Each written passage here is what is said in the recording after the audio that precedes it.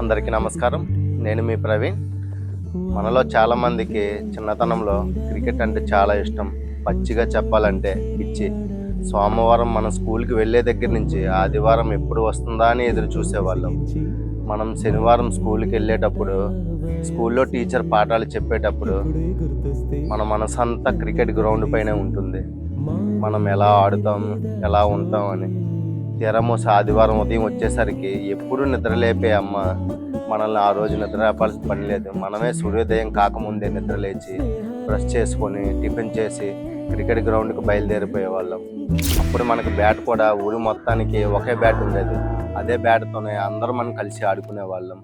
బంతి ఎక్కడికైనా దూరంగా వెళ్ళిపోతే అందరం కలిసి వెతికే వాళ్ళం. ఒకవేళ అదే బాల్ పగిలిపోతే రూపాయి కూడా వేసుకొని బాల్ కొని దానికి చిన్న రంధ్రాన్ని కూడా చేసి మనం ఆడేవాళ్ళం. ఆ రోజు మనమే ఓపెనర్లుగా దిగితే సచిన్ సెహ్వాగ్లా ఫీల్ అయ్యేవాళ్ళం. 2-3 బంతుల్లోనే అవుట్ అయిపోతే ఆ బాధని మనం వర్ణించలేము. వారం అంతా ఎదురు చూసిన మన మనసు గాయపడుతుంది. ఆ బాల్యాన్ని తీసుకురాలేం, ఆ కాలాన్ని తీసుకురాలేం.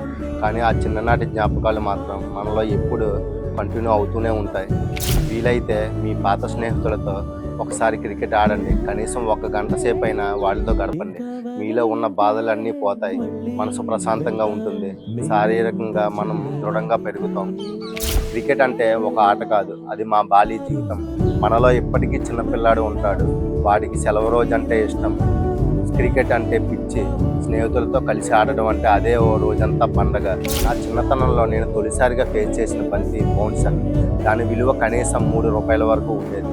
మీరు ఎంత బంతిని ఫేస్ చేసి ఉంటారో దాని పేరేమిటో ఒక్కసారి కామెంట్ చేయండి.